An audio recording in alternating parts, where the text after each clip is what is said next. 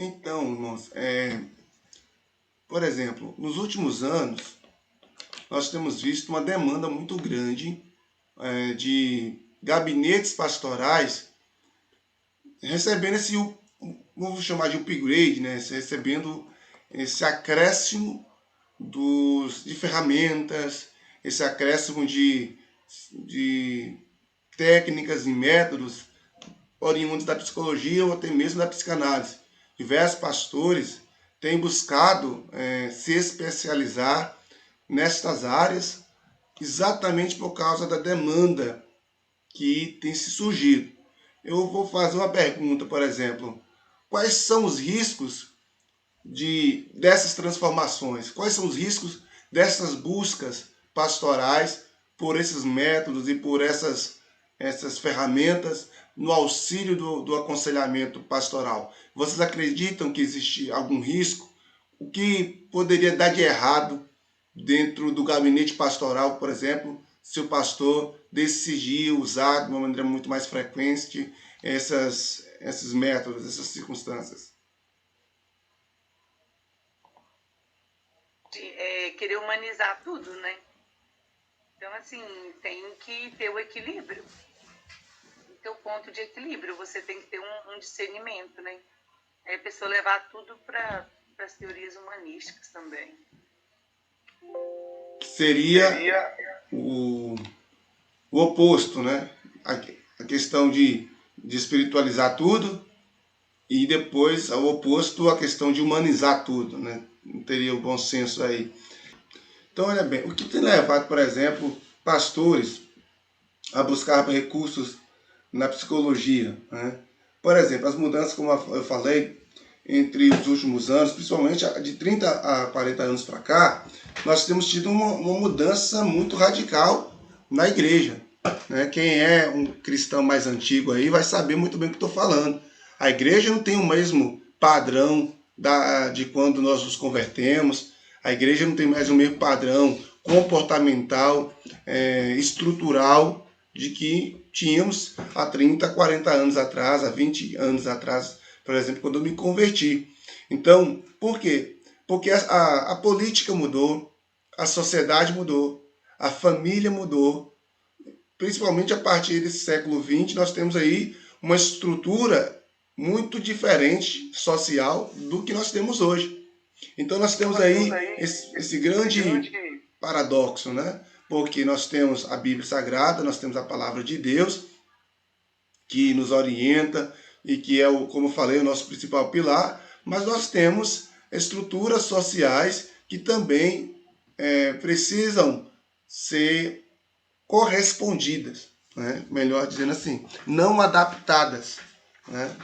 Não é porque a sociedade mudou que a igreja tem que se adaptar a essa sociedade, mas o cenário mudou. E essa mudança lá na família, por exemplo, hoje nós estamos falando quando fala-se família no mundo, né? não no contexto apenas de igreja, mas no mundo como um todo, já existe muitas interrogações. Qual tipo de família? Hétero ou homo? E aí no contexto, por exemplo, desse movimento LGBT+, né? Então nós temos um cenário em que dentro de próprias famílias cristãs tem filhos que se envolveram com lesbianismo, com homossexualismo. E aí nós temos uma igreja que acaba sendo procurada por pais, por mestres, por pessoas, pelos próprios homossexuais, para responder, para solucionar conflitos desse tipo. Coisas que até antes não era nem mesmo tratado na sociedade comum. Era algo muito velado, algo muito bem pouco divulgado. E hoje está aí. Então nós temos um contexto político, um país propriamente dividido entre dois grandes nomes da política. E isso influi diretamente, porque não se trata apenas de política, mas se trata das ideologias que se apresentam, as ideologias que se sustentam, os planos de governos que executam, e aí isso tudo é nas pessoas. Pessoas essas que são participantes da sociedade que a igreja está inserida, a comunidade que a igreja está inserida, E esta comunidade também tem os membros da igreja local. Então essas demandas externas à igreja, elas vêm parar no gabinete. E essas mudanças que ocorreram nas últimas décadas impactam diretamente na forma como hoje aconselhar no gabinete. Então, um outro fator que muitos pastores têm buscado recursos na psicologia é a sobreposição das demandas que antes eram coletivas, isto é, os problemas eram muito mais coletivos e as soluções eram muito mais rápidas, porque em uma tacada só você conseguia resolver várias situações, como, né, a palavra aí mais vulgar, você conseguia matar um coelho, dois coelhos com a cajadada só. Hoje, as demandas pessoais elas estão acima, muitas das vezes, do que as coletivas. Hoje, o pastor precisa dar uma atenção muito mais a um membro individual do que a igreja coletivamente. Então, o tempo que ele investe hoje, que ele passa hoje com um membro de sua igreja, acaba sendo maior do que o tempo da coletividade, quando se somado esse tempo com cada pessoa. Vou dar exemplo, se um pastor decide ser um pastor presente, eu como pastor sempre falei que eu não sabia pastorear à distância. Eu sempre pastoreei de uma maneira muito colada nas pessoas, muito presente.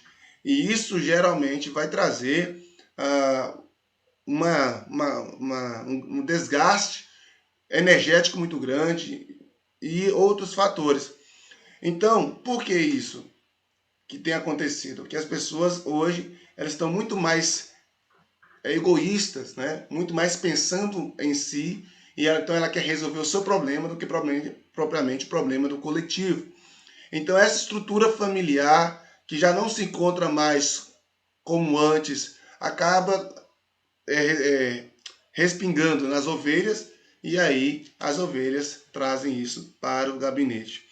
Então é necessário, então, exatamente trabalharmos todo esse processo aí de compreensão e conciliar, sim, a teologia, a palavra de Deus, também a métodos que verdadeiramente sejam bons, mas que tenham respaldo bíblico. Um fator também que é importante dizer, que a própria igreja, hoje ela está pressionando o pastor a aperfeiçoar nessa área, a própria igreja. Hoje nós temos, no contexto de pandemia, que é o contexto onde nós estamos gravando esta aula hoje, online, nós temos hoje diversos pastores pastoreando as ovelhas que nós pastoreamos. Diversos pastores. As pessoas vão lá, assistem o vídeo do Silas Malafaia, depois vai lá, assiste o vídeo do Cláudio Duarte, depois assiste um vídeo do reverendo Hernan Dias Lopes, ou depois ou é do Ed Macedo, enfim.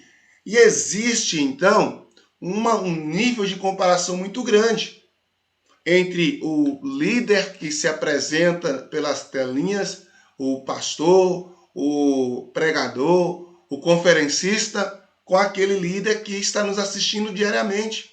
E acaba para que o pastor acabe se sentindo pressionado a evoluir. É, de um certo lado, até bom, porque aí tira os pastores do comodismo, tira as lideranças da zona de conforto, entendendo que é importante continuar estudando, é importante continuar se preparando, é importante continuar sua formação. Mas, de um outro lado, gera uma busca insana das lideranças por melhorar a cada dia, e isso gera um desgaste emocional muito grande e vai repercutir diretamente na família, muitas das vezes, até dos próprios pastores. Né? Então, existem riscos nesse sentido. Uma outra questão que eu queria colocar aqui sobre a psicologia pastoral, a psicologia e o aconselhamento, é que existe uma grande demanda de pastores que não são formados em psicologia, que acabam querendo fazer psicologia no seu gabinete. E aí é uma outra circunstância, porque um psicólogo ele passa cerca de 4 anos, 5 anos estudando métodos, estudando autores, lendo, se preparando para trabalhar toda essa área da mente humana, seja ela a nível consciente ou inconsciente. Existe toda uma circunstância que é desenvolvida, um preparo desse profissional. E aí acabam os pastores, por mal avisados ou por não saber ter o conhecimento dessa cautela, eles acabam embarcando em querer fazer psicologia no seu gabinete, e aí gera uma circunstância muito difícil, que é o quê? Que é os riscos. Existe risco em exercer a psicologia sem estar adequado para isso, sem estar preparado para isso. Primeiro risco é os traumas, que tantas ovelhas quanto os pastores podem sofrer de atendimentos no escritório pastoral sem a devida formação. Às vezes o pastor vai mexer com o passado da pessoa, acaba fazendo regressão, acaba fazendo um monte de processo que acaba, em vez de ajudar, gerando mais trauma para ele e para o próprio ovelha. Sem falar da situação transferencial que vai acontecer, porque querendo ou não, uma pessoa quando ela chega ao seu consultório, a pessoa quando ela chega ao seu escritório de aconselhamento, a pessoa chega ali com diversas circunstâncias mentais, emocionais, espirituais. E quando você vai tratar a área espiritual é uma coisa, mas quando você vai tratar a mente de uma outra pessoa, aí é uma outra circunstância. Por isso é importante dizer o seguinte, que quando nós falamos de psicologia pastoral, nós não estamos falando de uma aceitação de uma prática psicológica pastoral sem que esse pastor se prepare para isso de maneira técnica, uma faculdade, estudando. Se ele quer desenvolver métodos de psicologia, beleza, ele vai fazer isso, ele pode fazer desde que esteja habilitado para tal. Caso não, ele precisa reconhecer que o aconselhamento também tem técnicas. O aconselhamento também tem métodos, porém, são métodos bem menos complexos e puramente bíblicos. Né? Bíblicos. Então, para que não corra o risco aí dessa transferência de circunstâncias emocionais, psicológicas, o pastor acaba tomando uma figura de papéis que ele não é. Ele confunde ali o que é ser pai, o que é ser irmão, o que é ser irmã. E chega um momento que ele não está ali mais como pastor, mas está como alguma figura que represente o contexto daquele aconselhado. E isso é muito problemático, por quê? Porque quando o pastor entra por essa circunstância, a primeira situação, o primeiro lugar que vai sentir isso é a família pastoral. A família pastoral sente ali esse nível de impacto gerado por uma falta de estrutura do pastor em desenvolver um mecanismo e um método de maneira muito mais eficiente, sem ser psicológico, né? Esse método psicológico sem ter o treinamento apropriado para tal. Ok? Então, eu queria falar com você sobre esses riscos, né? Que vai lá desde os traumas, desde as relações de transferência, a confusão de papéis, e aí gerando um distúrbio muitas vezes dentro da própria família pastoral. Alguém quer compartilhar, quer comentar sobre essa circunstância em que o pastor ele precisa saber o seu papel, ele não pode ir além do que verdadeiramente ele pode ir como conselheiro e não como psicólogo, desde que ele tenha a formação para tal. Bom, se eu pudesse falar para você o seguinte, então já que o pastor, nós estamos estudando psicologia pastoral, e o pastor, ele não é um psicólogo, então ele não pode querer inventar métodos, inventar circunstâncias dentro de um consultório pastoral, dentro de um ambiente de aconselhamento, um gabinete pastoral. Ele não pode querer exercer a psicologia, porque ele pode estar colocando a vida dele, a vida da ovelha, do seu aconselhado em risco. Certo? Então, se o pastor não vai exercer a psicologia e não pode exercer a psicologia, quais seriam, então, o método que o pastor ou o aconselhador precisaria utilizar? Simples. o método do aconselhamento. Só isso. Nós precisamos apenas ser conselheiros e não precisamos querer inventar mais nada além disso. Então, para que os irmãos possam saber sobre como fazer isso, vamos falar então nesse momento sobre os métodos de aconselhamento. Não semelhante à aula passada que eu falei sobre os métodos, mas como fazer isso de maneira prática agora. Então a primeira coisa é você ter esse contato visual e se posicionar numa postura relaxada, não tensa, e uma postura que mostre que você está interessado em ouvir o seu aconselhado de maneira muito natural. Gestos naturais, um padrão de comportamento natural, ouvir essa pessoa de maneira muito mais passiva, de maneira muito mais tranquila, sem querer interrompê-la, deixe que ela diga, deixe que ela fale, né? Envolve-se naquilo que está sendo dito, para que você tenha uma percepção suficiente do que o aconselhado está trazendo para você. Evite, por exemplo, expressões verbais e não verbais que possam ser simuladas ou de desprezo, ou às vezes até de juízo antecipado quando a pessoa está falando algo. Por exemplo, você está comentando, e eu perdi o emprego. Aí se dá na sua mente, é porque é preguiçosa. Não, evite juízo antecipado, evite gestos que demonstram desprezo ou dissimulação, né? Aguarde pacientemente o que o aconselhado estará falando. Então, responda, orientando, né, e liderando o diálogo entre vocês dois.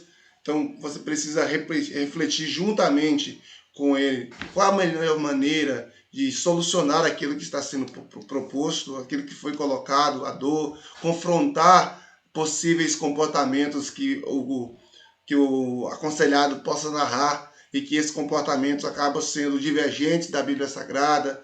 Então, assim, confrontar é importante, ainda que a pessoa não goste no momento, mas depois isso vai resultar para ela em situações benéficas. Então, informar que a pessoa, porque muitas vezes a pessoa fala, mas ela não está percebendo que o que ela falou é algo sério, ou o que ela está fazendo é algo sério. Tem que ser dito, tem que confrontar e tem que apresentar, ensinar e, muito mais que isso, se relacionar com as pessoas. Então, como eu falei na aula passada, é importante ter as características, é importante ter o padrão moral e ético dentro do aconselhamento.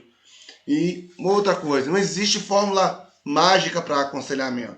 Não existe, me fala um roteiro aí que eu preciso seguir. Não, cada aconselhado é único, cada pessoa a ser mentoreada tem suas demandas e muitas vezes essas demandas elas vão se diferenciar em muito. Então, cada aconselhado vai trazer sua identidade, seus problemas, suas próprias atitudes, seus próprios valores, suas próprias experiências. E essas experiências elas podem acabar nos dando a oportunidade de andar por diversos caminhos, né, diferentes com cada pessoa para que ela possa chegar. Aí, ao final de cada momento de aconselhamento, é importante, sim, explorar os problemas e, no final deles, saber o que essa pessoa pode fazer, né? O que essa pessoa pode fazer para mudar a realidade que ela está naquele momento. Que é exatamente um curso de ação, uma tarefa para casa, né? Onde que ela vai desenvolver aquilo ali, seja uma campanha, seja um aumento no devocional, enfim, seja algo prático, um pedido de perdão, um arrependimento, algo prático que possa, de fato, transformar a forma dessa pessoa ver o problema que ela estava vivendo. Né? Então, isso é algo que precisa ser colocado para o aconselhado. Então, nesse sentido aqui, gente, o que eu quero colocar para vocês ao final, assim, desse primeiro ciclo aqui, é que todos nós vamos, em algum momento, encontrar problemas que nós não vamos conseguir, e irmã Shirlene disse isso muito bem em sua fala, vamos ter momentos que nós não vamos conseguir resolver o problema de um aconselhado, né? Então, encaminhar essa pessoa é importante. Então, por exemplo, se você não tem uma formação em psicologia, se você não tem uma estrutura para lidar com uma demanda da alma de um membro, precisa encaminhá-lo, aconselhá-lo a tomar essa iniciativa. Porque às vezes as pessoas não encaminham ao outros para alguém cuidar, porque ele acha que ele vai se mostrando incompetente, vai se mostrando ali frágil, e não é. Quando você vai em um consultório, no posto médico, do SUS, por exemplo, o que o médico faz? Ele te passa com os exames, e quando ele percebe que aquele exame está fora da área dele, ele te encaminha. Você vai no clínico geral e ele vai te encaminhar para um urologista ou para um psicólogo, para um médico que trabalha com o cérebro, com a visão, o oculista, enfim, né? Então, um oftalmologista, um médico dos rins. Então, cada um tem sua especialidade. O pastor precisa compreender também que cada um tem sua especialidade. E existem momentos que o pastor não vai conseguir auxiliar e cuidar daquela área, e ele precisa encaminhar. Olha, minha irmã, seu problema é questão clínico e precisa ser encaminhado ao médico, você precisa ir ao médico. Então, é importante esse processo. Então, às vezes, quando o problema jurídico encaminha para um advogado, quando a pessoa está com intenções suicidas, por exemplo, eu penso sempre em morrer. Gente, ora por essas pessoas, repreenda o mal, mas envia um psicólogo, um psiquiatra, pessoa que mostra um temperamento extremamente agressivo. Da mesma forma, é necessário ter isso aí. É importante estabelecer que quando chega em um determinado momento, você precisa encaminhar. Talvez até depois do primeiro encontro, você já pode estar encaminhando essa pessoa, se você já identificar que a situação ela está fora do seu controle. Uma outra questão importante no aconselhamento é você estabelecer a frequência que você vai se encontrar com o seu aconselhado. Organizar o lugar, se vai ser um local acolhedor, um local privado, né, seguro, porque o aconselhador, ele precisa dar ao aconselhado o ambiente necessário para que o aconselhado se sinta à vontade de abrir, estipular um tempo, o horário, o dia, ser sigiloso, ter limites, né, de pessoas para aconselhar. Não adianta você querer aconselhar Deus e o mundo, tem que ter um limite. Quando alguém está, de alguma forma, carente, precisando de um suporte, você aí abraçando todo mundo, que chega um momento que você não consegue. Você não vai poder, de alguma forma, dar atenção para todo mundo. E aí você começa a remarcar horário, você começa a desmarcar horário, você começa a não dar atenção àquele caso específico, e aí vai gerando desgaste em você e frustração no aconselhado.